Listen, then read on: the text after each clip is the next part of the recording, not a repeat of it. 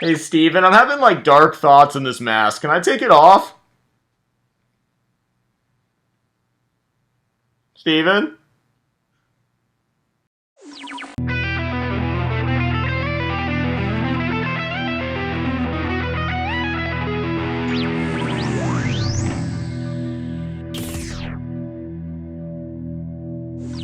Alright, for real though, look what that mask did to my nose. This is for you guys. I'm trying to be entertaining for you guys. My nose looks like I wear 14-pound glasses on my nose every day, which I don't, but I might need glasses. I don't think I've ever had my eyes checked, or if I have, it was so long ago that I do not remember. Welcome to Futureriffs. I'm Ryan, and today we're going to be talking about the diminished scale, or the Locrian mode is actually what I'm going to be using the most today. So, to bore you up front, the reason we did like the creepy intro and stuff is because this scale is actually very, very deeply rooted in history. People who wrote in Locrian or in Diminished way back in the day, actually, here, let me back up even further than that. Monks were the first people to write down sheet music. They were the first ones to figure out a method in which people could read song. And if they wrote, even accidentally, in Diminished, they were declared like some form of insane and were typically put to death because they thought that the sound of that tritone was so evil that the monk had become crooked. And so it's really, really an interesting thing. But in all reality, it's just the end part of a key signature. Every single key signature has a diminished chord, and they're right at the end of the entire set of keys. So, for example, in the key of G, which I was just playing in now, our diminished chord sits on an F sharp, and we get these beautifully terrifying notes out of our F sharp area on a G. I'm playing all sorts of adaptations of these chords, but Diminished is and Locrian are something that are very, very hard to make sound lyrical, but for the sake of the month of October, they sound super creepy. Now, let me get into modes just a little bit here. I'm going to show you guys a trick. I'm going to use my Ditto looper, and like normal, our setup is HX Stomp is where you're getting all of my tones from, and you're hearing a little bit of delay from a pep delay by Sublime Guitars. So, let's check this out. If I play an F sharp chord, or an F sharp note even, and then jam in the key of G, I get a diminished tone. So I'm going to turn my looper up with my foot because I don't feel like bending down. And I'm going to loop two ominous F sharp notes. Just like back and forth. Well, I'm going to bend one a little bit too, just to make it sound even spookier. Let's change. Sorry, changing things with my feet. Changing things with my feet. Changing things with my feet. Be patient with me. I did it. Oh, yeah. There we go. Got the Strymon dig involved as well for some extra delays and some weird stuff. So check this out. I'm just going to loop F sharp notes. 2 octaves of F sharp with a little bend.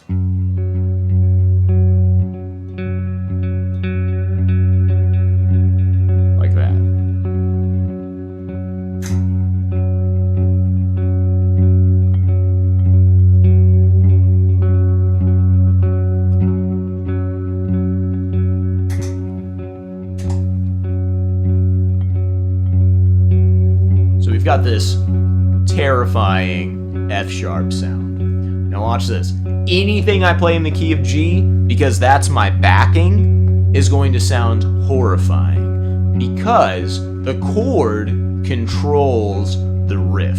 So you rhythm guitar players out there that are constantly jealous of electric and lead guitar players, you're in control. Don't ever let them forget that. So watch this.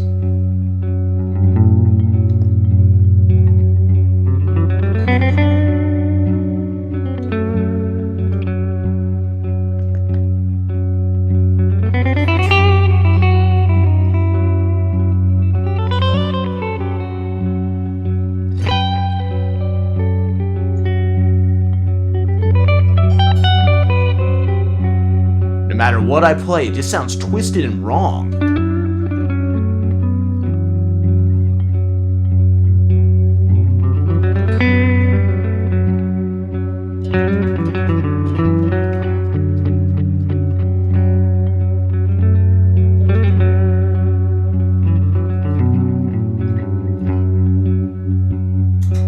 Okay, so I just played in G Ionian, I played a pentatonic scale, I played just random riffs all in the key of G, but because my F sharp note took such a prevalence, it made it all twisted and dark, and that is because the diminished chord is not really a very pure tritone. So in the key of G, your diminished chord consists of an F sharp note, an A note, and a C note. F sharp. So let's make our most simple.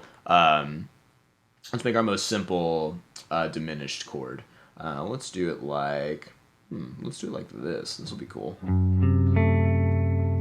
That's our most simple F sharp diminished chord. I like that one. I'm playing F sharp on the E string, 2nd fret. Ring finger is playing C on the A string. I'm skipping the D string and muting it with my pointer finger. And then I'm playing 2nd fret on the G, so that's my A.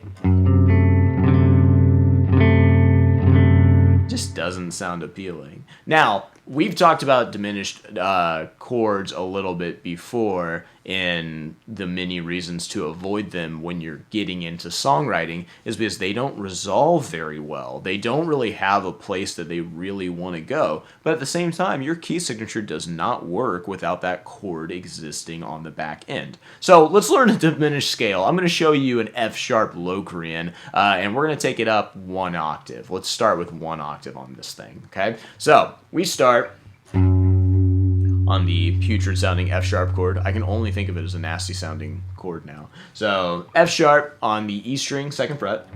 Pointer finger is going to go to, middle finger is going to go to 3rd fret on E. Pinky goes to 5th fret. Next string, pointer finger on 2. Middle on 3. Pinky on 5. Next string, pointer finger on 2. And then we end ring finger on 4. So we have 2, 3, 5, 2, 3, 5, 2, 4. Now, it is totally and very close to both a relative minor scale and a Phrygian minor scale, but it isn't either of them. It just has these really twisted tonalities. Let's talk about applications, though. Let's see if we can use this scale in an interesting way. I bet you we can find a way to use it. So let's take this chord here.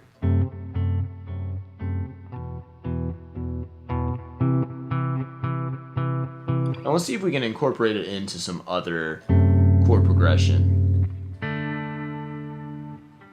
Oh, actually, we can actually make it really happy sounding by pairing it with the 5th and then the 1. See, the diminished chord doesn't even really like to resolve to the 1. I mean, sorta. It almost makes it sound like a 7 chord, but if you go like this, diminish, then D, then G, you can come back to happiness, but let's keep it weird. It's October. So let's go diminished.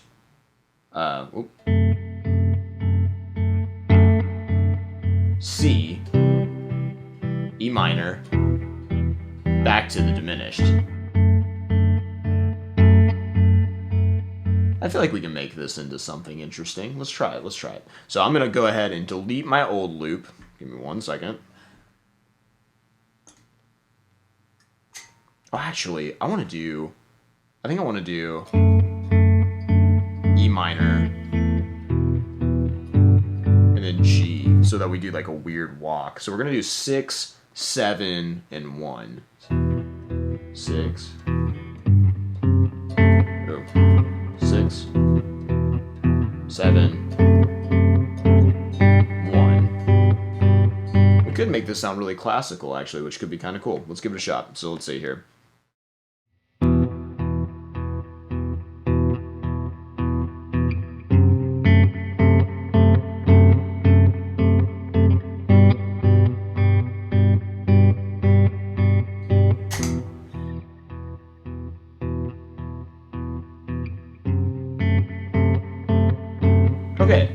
now, I still have this sour note, but it's got a good resolution on both sides of it.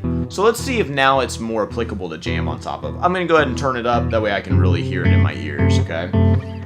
So now...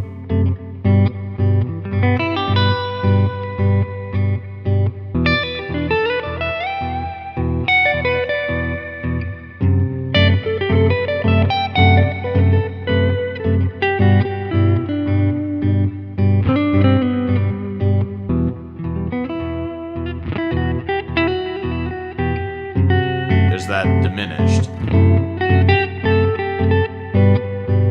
So now, I'll be honest, I don't use my diminished chords as often as I should. I should probably find more ways to apply them into music, but I also totally see what people way back in the Dark Ages were freaked out about by these chords. They are gnarly sounding. They are really, really weird sounding. I would love to challenge you guys to apply some diminished chords to your playing. Let's see if we can come up with some chord progressions together that have some diminished notes in them that we really like. Now, let me show you a brighter sounding diminished. And I'm still referring to like the 7th of the key signature. I'm still referring to Locrian mode as well. But let's look at a diminished 7 chord. Now, this is a little bit brighter sounding. Adding the 7 in... it's still really weird sounding, but I like this one. So this is a D diminished 7. The E's, the two open E strings, are what make it a diminished 7. The E and D is the 7. But let me show you guys how to play this. I'm putting my pinky on 5th fret on the A string. My ring finger is on 4th fret on the D string. My middle finger is on 3rd. Oh, wait, hold on. I'm completely wrong. Let me restart. My pinky is on 7th fret on the A string. Ring finger, 6th fret D string. Middle finger, 5th fret G. And then pointer finger, 4th fret B. Sorry, that was really hard to say. It's pretty much a straight slant. It's 7, 6, 5, 4. So you get this weird tonality from that. So that's a diminished shape right there.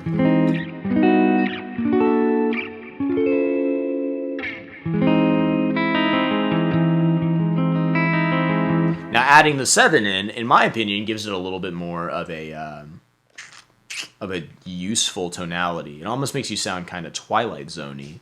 So watch this. If I play it in a picking pattern, I can get this really weird Twilight Zone sound.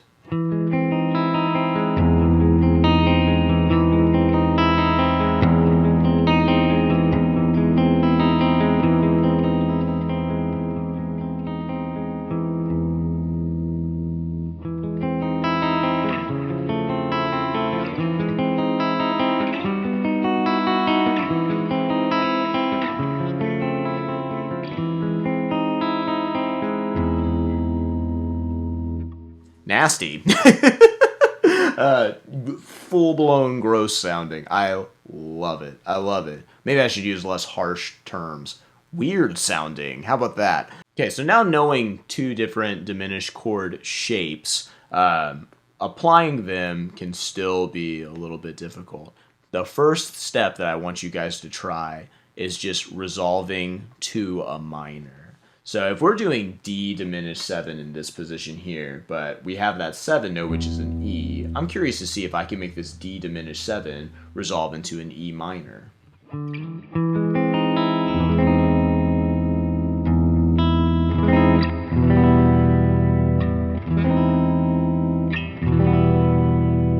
Yeah, actually that kind of has a cool feel. It kind of has like a little bit of a Van Helsing kind of feel to it.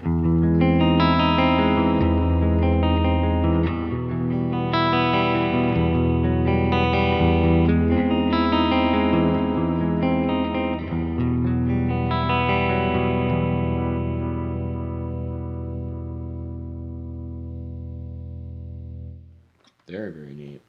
Oh, and I realized earlier I had mentioned D diminished 7, and I was playing here at 5th fret. And then by the time it came time to explain it, I was playing an E diminished. I apologize about that. 7th fret is E diminished. 5th fret is E diminished 7. Which has a cool sound too. Okay, guys. Diminished chords, Locrian modes, the Devil's Tritone, Scary History. Give these chords a shot. See if you can make them applicable. Write me some horror movie soundtracks using these chords. Remember to like and subscribe. Comment below if you have any questions or if you guys want me to cover more really weird, spooky chords. I would love to do an entire segment on just major minor chords. I think that they're wild sounding. Yeah. Cool. Do something. See ya.